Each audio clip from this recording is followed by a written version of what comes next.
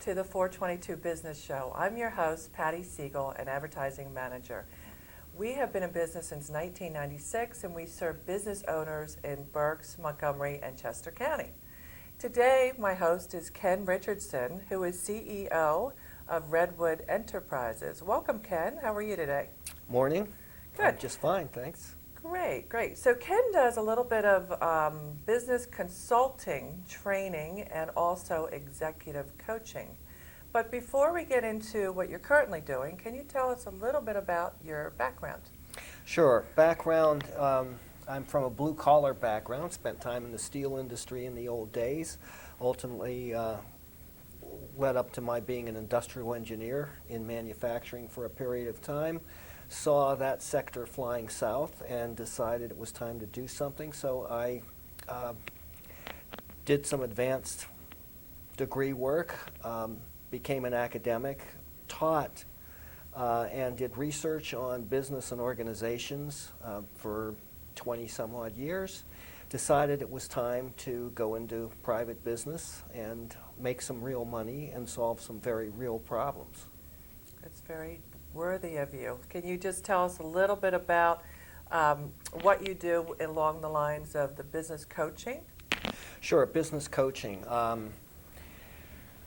It's no secret that we've got a leadership crisis in this country. There's a lot of good business leaders. There's also a lot of people that are in it for the money and are kind of fly-by-night. We've had numbers of business crunches in the past 10 years alone. We've seen the decline of the great corporate giants like GM. IBM has been up and down. We've also seen Enron, the major meltdowns in Enron, problems with the accounting industry, the banking industry. We have a leadership crisis. And what I do with executive coaching is, in fact, deal with the problems of short-term versus long-term commitment and principled leadership. One of the most successful people in terms of one of our biggest gurus as far as leadership work goes is Steve Covey, very well known for the 7 Habits of Highly Effective People. Mm-hmm. And Covey's success, which by the way is worldwide, he runs a multi-million-dollar operation himself, his point is that leadership needs to be rooted in principles, timeless, unchanging principles like honesty, reciprocity, integrity, those kinds of things. His point is, in a world that changes so fast and so radically, the best thing you can do is hold on to some things that don't change. It's a great point, because it is so changing, and I think people do get a little, they don't know how to anticipate the future. So they might get nervous and think, well, we've got to do this, and maybe lose sight of their principles at times. Agreed, 100%, happens all the time. Yeah. When you think of money, though, the best policy is in the long run. Yeah. If you want long-term relationships. Well, it kind of comes back to the karma thing. What you put out will come back to you, whether it's today, tomorrow, or 20, 30, 40 years from now. Agreed. What goes around comes around. We all know that. Yeah, it's a good principle. I think the other thing is, Patty, is that we tend to forget what we know. Very often when I speak to a group about leadership, I'll agree with that. I make what I think are some very common sense points. And they'll come back to me and say, you're right, Ken. But I point out, well, yeah, but we all know that at some level. And I think what that shows is that we have a problem with forgetting what we know. Yes. Staying on track, so to speak. So what type of training? It's nice to know these principles, and we forget, and we need integrity. But how do you literally give them hardcore, ways of being in order to instill this into their? Because it all starts at the top. I'm sure you'll agree. And then whoever the top is at the organization, it tends to trickle down, depending on it whether they're managed correctly. So what type of training would you give to, let's say, a small business company who's got 5 to 10 people? Well, so much with leadership starts with being able to be persuasive. And I think people often think that persuasiveness is leadership. And if you look at some of the definitions, they boil it down to that. However, if you look, leadership is really a loaded term. Leadership and persuasiveness, there's a lot of con men that are Sure. persuasive. There Oh, are yeah. tricks and tactics of persuasion. But if you take a look at the difference between simple persuasiveness and genuine leadership, there's a number of differences. One of them is the level at which people are influenced. You can influence people with coercion, threats of punishment, dangle carrots in front of them, and those kinds of things, and get this behavioral compliance from them that's kind of superficial and shallow. Real leaders actually inspire people. They produce changes on the inside. If you think about what a common term is, transformational leaders. So real leaders actually transform people in terms of producing shifts in their values, and it's very different from the simple, superficial getting them to obey. There's an old saying, when the cat's away, the mice will play. Got it. Well, when it comes to leadership, you actually instill in the mice some principles about what the mission is and what your goals are, and so when the cat's away, the mice don't play. The mice work, and they work diligently and with persistence and attention to detail and all those other kinds of things. So that's one difference, is the level at which the influence occurs. Another is that with real leadership, subordinates become beneficiaries of their leaders. That is, really effective leaders will meet the needs of their workers. And that doesn't mean give away the store or shower them with warm fuzzies. It means that you have a real logical understanding of the needs of your workers, and you meet those needs, and what you find is that they'll do a lot more for you than you'd expect. Sure. Dwight D. Eisenhower, let me quote him real briefly. He said that leadership is the art of getting someone to do something that you want because he wants to do it. Correct. That's a different kind of influence than some of the bullying and coercive bosses I know that I've had at times. I've worked for people that I would care to just forget, and I've also worked for people that I genuinely came to admire, and there's a very big difference. A leader will actually inspire you. You want to do the work, even if it's dirty work. Right. You still recognize the need for it to be done and give it yourself. It tends to be more fun. Yeah, actually. Now, would you say this is about, I'm sure it has something to do with it because it's so multi-layered, about choosing the right people, and how do you go about in today's environment? Because I find that a lot of people don't seem to want to have good work ethic. And a lot of people do, but there are some who just want to come in and they want to just scrape by. How do you decipher those from, the real true workers when you're interviewing? Well, selection, no question about it. If you don't select good people, you're going to have problems.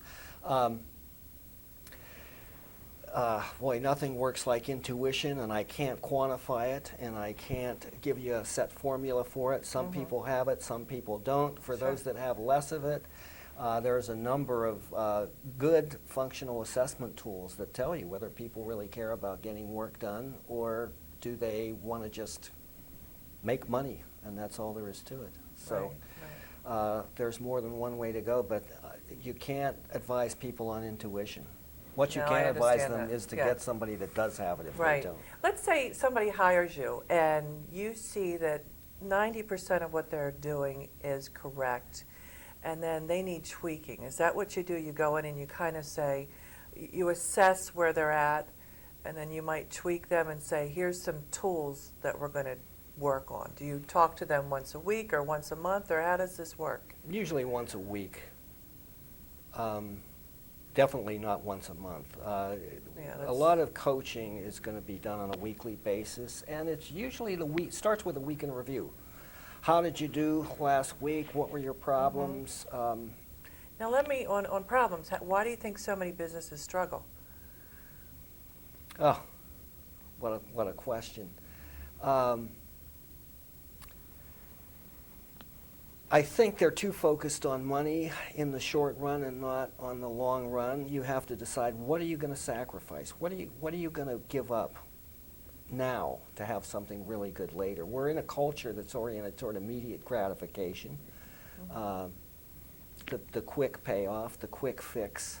And I think in contrast to some of the principled work we saw in the past with the old Christian work ethic, that you really have to put in an awful lot of time and effort before you get something really good.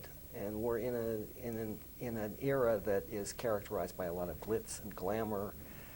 We see people who are wealthy in front of cameras, have some very nice things going for themselves, but we never see them pick up the shovel.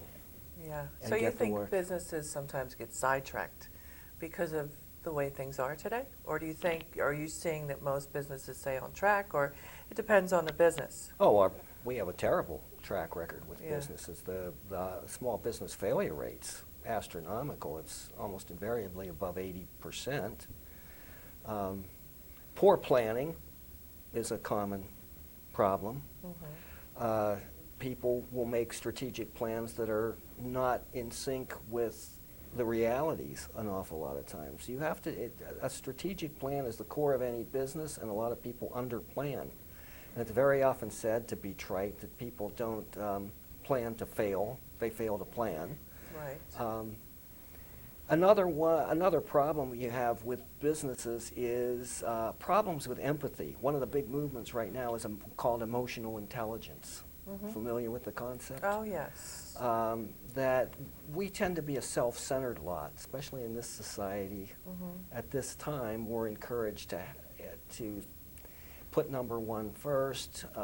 There's a big movement to have high self-esteem, though that's being taught in our schools. That's not helping things. Right.